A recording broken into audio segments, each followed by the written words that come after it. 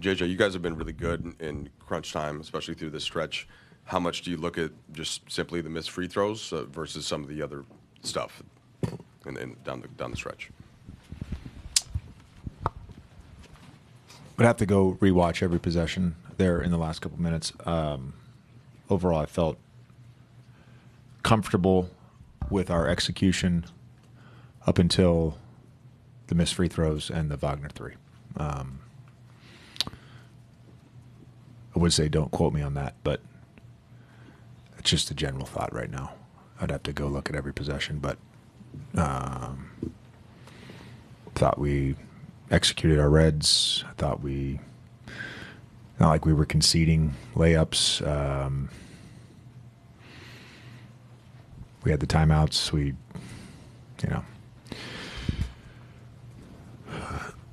didn't love the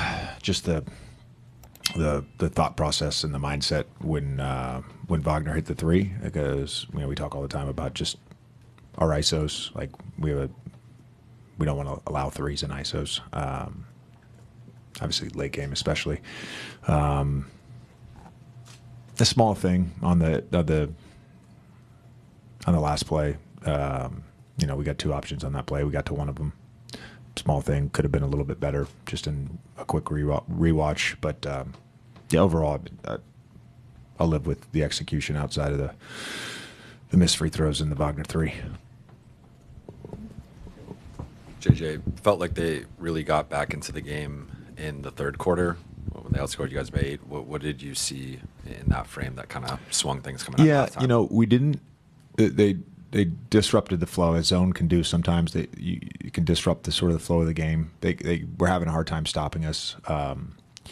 And to be honest with you, I don't feel like it disrupted us for more than a couple possessions. I know we didn't score for a stretch there, but we got good shots. Those first couple possessions weren't great. It kind of took us aback a little bit, and then we were able to execute against it. But it was just that stretch there where we struggled to score, and frankly, we just weren't getting stops. Which, if you get stops, then you're playing against man in early offense.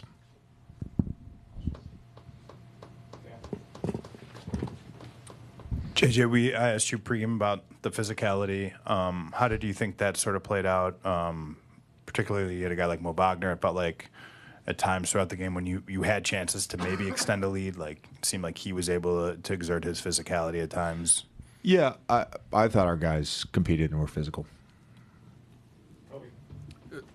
Kind of on that note, LeBron had multiple late moments where he was really embracing physicality, thinking about the box out on Goga, offensive rebound. Does that make this even more frustrating where you did match the physicality in the way you wanted to and still, because of free throws? Yeah, every loss is frustrating. Every loss is frustrating. I thought, we've had, I guess, five losses now. There's certain losses that you can point to a lack of you don't want to call it lack of effort, but like a lack of will and competitiveness and physicality to start a game, and then you're having to fight that. And we've had that in a few. The Phoenix game and this game where it comes down to late game and it can swing on a couple plays, and frankly, it swung on our missed free throws tonight. Last one, Rachel. JJ, you shared with us that after every game, but particularly losses, the details of the game are something you live with for a few hours afterward, at least. What do you do to sort of, because now that you're doing this all the time, being in the rhythm of losing and winning and all of that is, I'm sure, an experience you have to figure out how to figure out late at night. Yeah. Thank you. I go to a very dark place, literally. Yeah. It's the basement. I turn the lights out and I watch film. That's really getting away from the game. Congratulations. That's my therapy.